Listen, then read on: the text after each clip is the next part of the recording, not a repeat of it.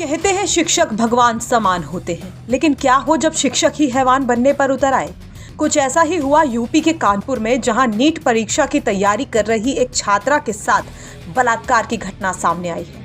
और ये किसी और ने नहीं बल्कि दो शिक्षकों ने इस वारदात को अंजाम दिया है। क्या है पूरा मामला, चलिए आपको बताते हैं। कानपुर के काकदेव कोचिंग मंडी में पीड़िता एक प्रमुख कोचिंग संस्थान में मेडिकल प्रवेश परीक्षा नीट की तैयारी कर रही थी। इसके लिए वो हॉस्टल में रह रही थी। वहीं छात्रा का आरोप है कि साल 2022 में उसके कोचिंग टीचर साहिल सिद्दीकी ने पढ़ाने के दौरान नशीला पदार्थ पिलाकर पहले तो उसको नशे का आदी बनाया, इसके बाद उसके साथ रेप की घटना को अंजाम दिया। सिर्फ साहिल ही नहीं, उसके एक और शिक्षक दोस्त ने इस लड़की का बलात्कार किया। छात्रा कन्नौज की रहने वाली थी और छात्रा का आरोप है कि नीट की तैयारी के लिए वो कानपुर में कोचिंग के लिए आई थी। यहाँ साहिल ने एक दिन उसे बर्थडे पार्टी के बहाने 2022 में अपने फ्लैट पर बुलाया। वहां पर कोई और बच्चा नहीं था। वहां पर साहिल ने उसे नशीला पदार्थ पिलाकर उसके साथ रेप किया और उसके बाद उसका वीडियो बना लिया। इसके बाद उसने कई बार लड़की के साथ रेप किया। साथ ही ये धमकी भी दी कि किसी को अगर कुछ कहा तो वीडियो वायरल कर देगा। इसके बाद साहिल के एक और दोस्त ने भी लड़की के साथ कई बार बलात्कार किया। और ये छात्रा साहिल की पहली शिकार नहीं थी। इससे पहले भी वो कई लड़कियों के साथ ऐसा कर चुका था। लड़की ने जब वापस अपने घर जाने की बात कही तो साहिल ने उसे घर भी नहीं जाने दिया। इसके बाद एक बार छात्रा ने त्योहार का बहाना बनाकर घर का रुख किया और अपनी मां को सारी बात बता दी। हालांकि इस पूरे वाकये के बाद छात्रा डिप्रेशन में आ गई और उसके बाद छात्रा की तबीयत भी खराब होने लगी।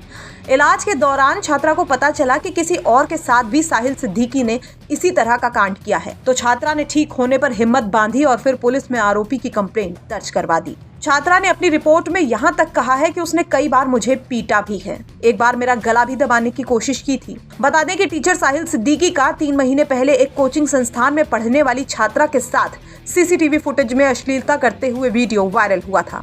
इसके बाद पुलिस ने उसको गिरफ्तार कर लिया था, पर वो जमानत पर छूट गया था। बहरहाल इस मामले के सामने आने के बाद दोनों आरोपियों को पुलिस ने हिरासत में ले लिया है। पुलिस का इस पूरे मामले पर क्या कुछ कहना है वो सुनिए।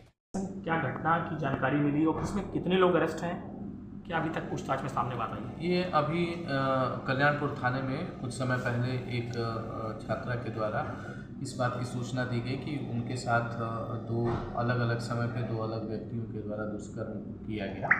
इस सूचना पर प्रथम सूचना रिपोर्ट थाना कल्याणपुर पर पंजीकृत किया जा चुका है और जिन पर आरोप उस छात्रा के द्वारा लगाया गया है वह पुलिस हिरासत में है, उनसे पूछताछ की जा रही है और इसमें जो भी विधिक कार्रवाई है वो पुलिस के द्वारा की जा रही है। सर, क्या शिकायत में आया, क्या काफ़ी लंबे समय से इसका शोषण हो रहा था? क्या शिकायत पत्र किस तरीके का?